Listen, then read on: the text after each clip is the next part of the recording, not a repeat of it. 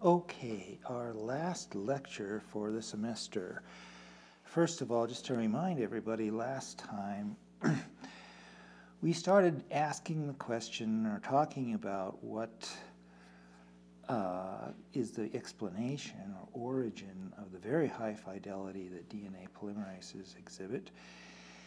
And the first question we looked at was whether thermodynamics could explain that, whether the base pairing between A and T and G and C is strong enough thermodynamically to explain the fidelity, and we saw that it really wasn't. There's only about a 1 kilojoule per mole difference between a mismatched base and a correctly matched base, and that gives rise only to a preference of a very low preference, about 1.5, maybe a little more than that for some especially bad mismatches, but still not nearly enough to explain the fidelity of DNA polymerases. And so, yes, mispairs are not very disfavored thermodynamically. And after we reached that conclusion, we talked about what are the origins of delta H and delta S in DNA melting. We saw that for delta S, it's mostly this chain entropy.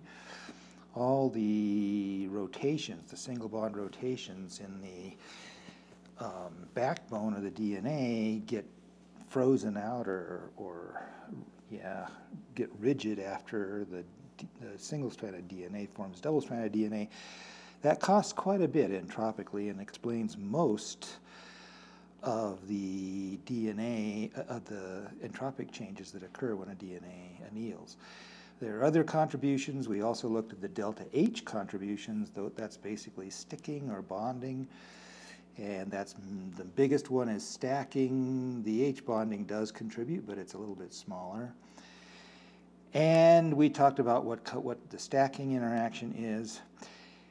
And then we saw that we could use those same thermodynamics and that same understanding to predict the melting point for oligonucleotides, which is a useful and important ability if you're going to do PCR and many other things. For example, going to work with DNA generally, going to make DNA origami or something like that. And that was a second aside. And that brings us to the topic for today, the main topic for today, returning to the main question, which is where the origin of the high DNA fidelity comes from. It's not in thermodynamics. Could it be in kinetics? Well, let's look at the kinetics. Here's a table from the book. It's the rate at which nucleotides are incorporated, and therefore the rate at which new bases are added to the DNA. And remember that the DNA polymerase, even though its mechanism has 5 steps, still obeys Michaelis-Menten kinetics, so we can look at the Km and the Kcat for DNA, for NTP incorporation. We can compare correctly paired bases. So here's the DNA that's being polymerized. There's a T at the key position. That's the residue on the template strand that's being copied at the moment. So incorporating an A is a correct base pair, but any of the others, G, C, or T, is a mismatch. So the Km for A, which is, remember, a Km is roughly like a binding constant. We're gonna treat it like a binding constant for most of this lecture. And so this 3.7 micromolar means that when you reach, a few micromolar concentration of A, then you're going to have half saturated the DNA polymerase, and if you go above that, you're going to even more strongly saturated. If you go below that, then you start to leave it fairly empty. But look at the same values that occur when there's a mismatch. The Kms are much, much larger. For this GT mismatch, a G with a T, a G is very much like an A. They're both purines. Their structures are very similar. So a G with a T isn't a very bad mismatch. That's almost right. I called it semi-normal here. But these other two mismatches are really bad. Not only are they mismatches, but a C is a small pyrimidine nucleotide, a small base. It's got a single ring. A and T have two rings, right? C and T have single rings. So this is two single ring bases coming together. And it's much smaller than it ought to be. So, and the same thing with the TT. And so in these cases, the KM is even worse, about 10,000, 2.5 times worse, more or less, than even the GT mismatch. And that means in order to half saturate the polymerase with a mismatched nucleotide, you have to go to, well, about 1,000 times higher concentration. At normal cellular concentrations, the polymerase goes much faster with its correct base pair than it does with the incorrect base pairs. If we look at the kcat values, they're also slower for the mismatches, though not so much, right? It's only about a factor of 4 slower for the GT mismatch. It's about a factor of 8 slower for the CT or TT mismatches. But still, those things both contribute, both the slower kcat and the larger Km contribute to the overall difference in rate. So at a specific concentration of nucleotides, the relative rate between the correct mismatch and the incorrect mismatches, any of them, is about 1 in 10,000, about 1 in 2,000 for, about 1 in 5,000 for the GT, and worse than that, 20,000 or so for the two really bad mismatches. But the point is that it's much, much slower, thousands of times slower overall for the incorrect nucleotides than it is for the correct nucleotides. So now we're getting somewhere. Thousands of times, maybe roughly 10,000 times slower for a mismatch sounds like the kinds of numbers we need in order to explain fidelities of 10 to the 4 or 10 to the 6 or 10 to the 8. And that's in fact easy to understand now that we know those numbers.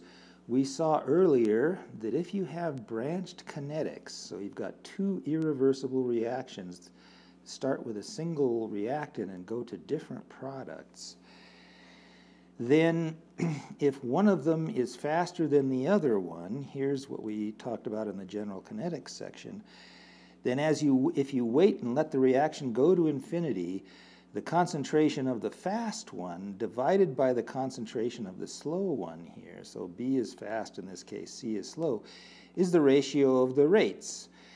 And so if this guy is 10,000 times faster than this guy, then you're going to get 10,000 times as much of the correctly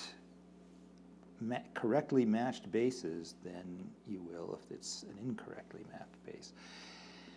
And so that explains a fidelity of about 10 to the 4, about 10,000, all by itself. Just the sort of branched kinetics explanation already explains pretty good fidelity. But as I said before, fidelity has to be good enough so that when you copy the genome of an organism, you only get about one mismatch per replication event. If you get anything more than that, you go into error catastrophe, the organism loses all of its genetic information and dies.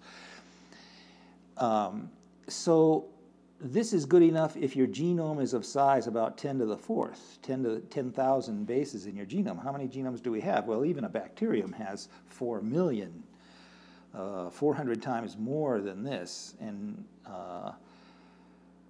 human genomes and other large animals have billions of bases in their genomes. And that means this kind of fidelity is not good enough for anything other than a virus, really. For viruses often have genomes on the order of 10,000 nucleotides, or base pairs, but anything, even a bacterium, even the smallest bacteria have genomes on the order of millions.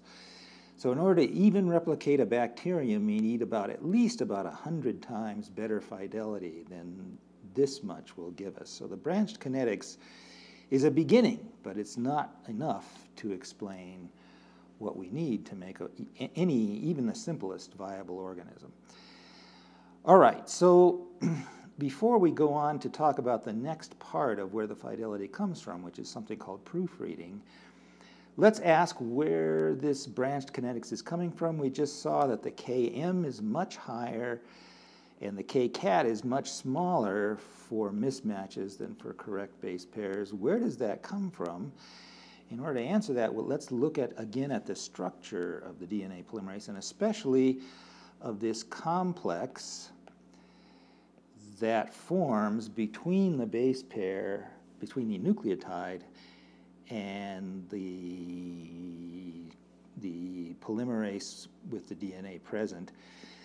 When the nucleotide's present, it's in this pocket in this way. The fingers have just closed.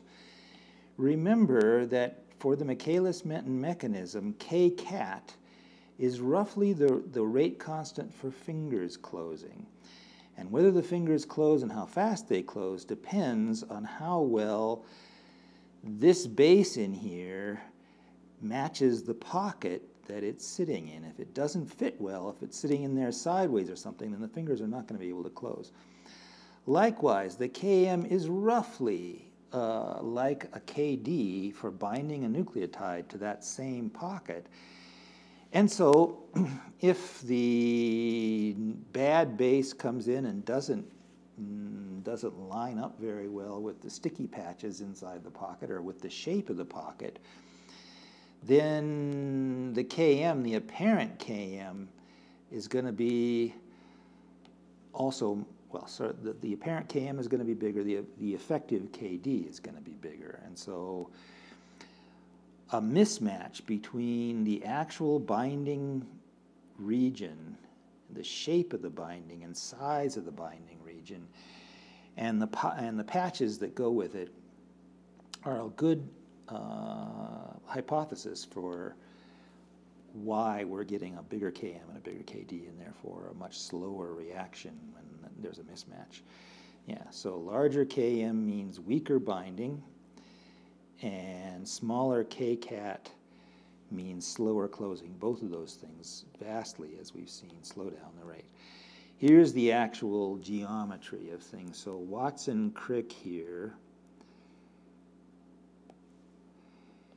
WC stands for Watson-Crick. A Watson-Crick base pair is a correctly formed base pair. It's the way the base pairs form when the DNA is in a normal, unmessed up double helix.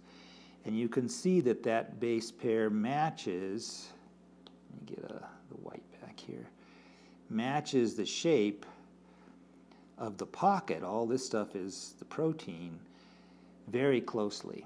And notice also, this is an AT base pair here. Here's a GC base pair down here. The two base pairs, AT and GC, have very similar shapes themselves, so they both match the same pocket. And they both match very well, and if you try to put something in there that doesn't match, then you're going to get a clash probably, or at least bad sticking between the protein pocket and the base pair itself. So that's fairly straightforward. Bad shape match like this would also explain the increased Km and also slow fingers closing. Here's a little bit more on that same idea. Here are Watson-Crick base pairs, correctly formed base pairs, and you can see they have a certain size, and that size is very close depending on, and the angles that they make are also very close. When they connect to the backbone, the angles they make are very close between each other. So one sized pocket with the right shape and right angles will fit both kinds of base pairs. On the other hand, if you look at some of these non-Watson-Crick base pairs, so there's so much emphasis on Watson-Crick base pairs in most biochemistry classes and earlier chemistry classes that people probably aren't aware that there are non-Watson-Crick base pairs. This type of base pairing is not at all the only thing that an A and a T or a G and a C can do. They can also base pair in a whole bunch of other ways. There's Hoogsteen base pairs and reverse Hookstein base pairs and reverse Watson-Crick. There's a whole family of other types of base pairing arrangements that these same molecules can undergo. Here's a few of them. But notice what happens. Here's an A with a C. That's almost a match, right? If that C were a T, it would be a match. And here's a G with a T. Again, that's almost a match. If that T were a C, it would be a match. And they're smaller, even though it's one big base with a little base, just the way a correct match would have. They're still smaller in size and the angles are also wrong than the correct Watson-Crick base pair. And the same thing for the GC or for the GT over here. And if you put two purines together, two big bases together, the only way they can base pair, they can hydrogen bond with each other anyway, gives you bad angles here and here, and also, well, the size isn't so bad, but the shape is terrible now. They don't fit the pocket at all anymore. All right. As further evidence that the shape and not the hydrogen bonding so much is the really important thing in determining how fast these reactions go and therefore how much correct replication you get versus mutations, it's possible to put in a synthetic nucleotide that looks like a T but has fluorines replacing in the same positions that carbonyl groups are in on the true T nucleotide. The fluorines don't hydrogen bond as much as the oxygens will, and so you've eliminated, I say no H bonding, and your book says no H bonding. I'm not sure that's true. I think it's at least, there probably is some H bonding still with the Fs, because the Fs are very electronegative too. In fact, the Fs are H bonding atoms. So you probably do get some H bonding here, but much weaker H bonding at least. But the big thing is that the shape of this guy is the same as the shape of this guy. And you get reasonable incorporation with this guy. So even though there's no real hydrogen bonding or much weaker hydrogen bonding, you still get reasonable incorporation if the shape is okay. All right, so in summary, the shape of the base pair, when it forms in the pocket, affects or controls the kinetic barrier for fingers closing, right? When the finger starts coming down and there's a mismatched thing in there, there's a great high barrier. Therefore, the K-cat, therefore the rate constant is lower. That's the K-cat, and it gets slowed down. And also, the fingers can't really close. They try to close, but they can't get a sticking interaction going, and that means the binding constant for the nucleotide is also much weaker. We saw thousands of times weaker, in fact, than for the correct nucleotide. And so that's the kinetics, but the overall change in the thermodynamics is small, and so the kinetics is enough to explain fidelity of about 10 to the fourth. And that's pretty good, but as I said, it's not good enough to avoid error catastrophe for a bigger organism, for any real organism. I mean, most people don't consider viruses to be alive, so let's not call it an organism.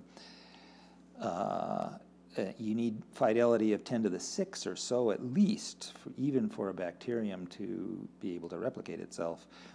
And so you need fidelity on the order of 10 to the 6 or 10 to the 8th. Where does that extra fidelity come from? Well, there's something called proofreading. Maybe a fair number of you know about this already, but here's a polymerase. The polymerase has a second site. Here's the catalytic site that does the polymerization, the actual replication. But there's another site on the polymerases. Sometimes these proofreaders are part of a single protein. So for T7, for example, there's a proofreading, and sometimes they're part of another protein, another add-on protein. So for eukaryotic polymerases, these proofreaders tend to be separate domains. But whether it's the same protein or a different one doesn't matter. There's a second site, and the DNA can slide down into that second site so that the 3' end, which now presumably has a bad nucleotide right there, That's an exonuclease site. It can cut that 3' nucleotide right out. That's called editing. It's edited out. And once you've cut out that bad nucleotide, of course, the whole process starts over again, and you get another shot at getting a correct nucleotide in its place. So you've edited out the mistake, and now you're going back to the 10,000-fold high fidelity process of putting in another nucleotide. All right, that's fine, but you don't want to start cutting out a lot of base pairs that you put in. I mean, why wouldn't this also happen or work when you've got the correct nucleotide in there? You're going to start cutting out good nucleotides if you do this too often. How do you prevent this proofreading domain from wrecking the whole purpose of the polymerase? Well, here's how. The polymerase is much slower when you already have a mismatch in place. So let's suppose that you put a mismatch in place somehow. It got through. It's now part of the DNA. It's hooked into the growing primer strand. What about putting in the next nucleotide after that? It turns out that if you have a mismatch, so right there, for example, and now you're going to put in the next nucleotide, then let's look at the kinetics for that. Here are the mismatch cases. So these are the mismatches that are already in place. And now we're going to put in a correct nucleotide. The next nucleotide coming in is the right nucleotide, right? There's an A right there, and we're trying to put a T in. That's fine. That works. So even though we're putting in a correct thing, here's what happens when there is no mismatch beforehand. The Km is, again, a few micromolar. And the Kms for the cases where there's already a mismatch in place are much bigger, at least 100 times bigger and up to about 300 times bigger. No, up to about 500 times bigger, about 300 times bigger, yeah. And so the Kms get bigger again. The mismatch that's already in place messes up the next nucleotide as well as the one that you've already, the mismatch that you already put in place. And then also the fingers closing step, the fingers closing K-cat is also slower, not by a huge amount, a factor of 3 here, a factor of 3 there, and a factor of about 6 there. But still, overall that means that putting in the next nucleotide is, yeah, hundreds up to about 1,000, a little over 1,000 times slower. So now, when you try to go forward, when the polymerase tries to move forward, it has a lot more time. It has about 1,000 times more time for it to slip over here into the exonuclease site and get edited out than if you put in the correct nucleotide. Put in the correct nucleotide, it just charges forward. Put in the incorrect nucleotide, then when it tries to put in the next base, it has a much bigger chance. It has much more time to slip over into the exo site and get proofreaded out. And so about a factor of 100 or 1,000 more, maybe even as much as 10,000 times more, of the incorrect nucleotides get trimmed back or edited back than correct ones. And finally, that leads us to the very last slide for the semester, well, almost the last slide for the semester, an overview of how the fidelity works. This pathway is for the correct nucleotide, so fast, a rate constant of 300 or so, for putting in the correct NTP. And again, here's another step, putting in the correct NTP. You do those, you're doing perfect replication. Those steps are both fast. If you put in the correct nucleotide, then the next step is fast also, much faster, so 300, a rate of 300 here versus a rate of 30, then the rate for switching over to the proofreader. And so this branch doesn't do much, right? 9 times out of 10, you do a little, you cut out some good nucleotides, and that's a bit of a waste, but it's only about a 10% waste. It's not a huge price to pay for much higher fidelity. And so about 1/10 of the time you edit out a correct nucleotide rather than an incorrect one. But this branch doesn't do much because this path is fast now because it's not clogged up with a bad nucleotide already. On the other hand, let's suppose that a bad nucleotide comes along and it gets incorporated. That's this branch or this pathway. That's the mismatch pathway. Notice that the rate for that, though, is much slower. It's 10,000 times slower, right? That's what we saw above. And now let's suppose you are going to solidify, lock that mismatch into place. That means you've got to put another nucleotide in after that and not get edited out. That's this path. But that's also very slow. Look at the rate constant. It's only about 1. So notice 300 for correct, 30 for editing, 0.03 for incorrect, and only 1 for correct in the next step. So in order to get a mismatch locked into place, you've got to go this way, and that's 2 slow steps in a row. The net result is that the net rate all the way through from this step is really slow. It's, 10 to the 6th to 10 to the 8th slower than this path, which is the one you really want. On the other hand, once things are going slow here to put in the next nucleotide, you have a competing pathway. That's the step to the proofreader. And so now the proofreader, the step to go to the proofreader is much faster than the step to put in the next nucleotide. So 30 times out of 29 times out of 30, you're going to go to the proofreader instead of confirming or putting in the next base pair. And once you go to the proofreader, you're back up here to the beginning and you're going down the good path, or you have the chance to go down the good path again. And so yes, overall, between 1 million, good bases for every mismatch, or 100 million, up to 100 million good bases per mismatch, which is the kind of fidelity you need if you're going to replicate the genomes of big organisms. And that, as you can see, is the end of the semester. So next lecture will be a review of all the material since exam 3. For exams 1, 2, and 3, reviews are already out there, and I encourage everybody to look at those. So for next time, I'm going to review the material that we've gone over since the last exam, since exam 3. And then I will also, at least to some extent, go over the very long practice exam that's been posted on Learn.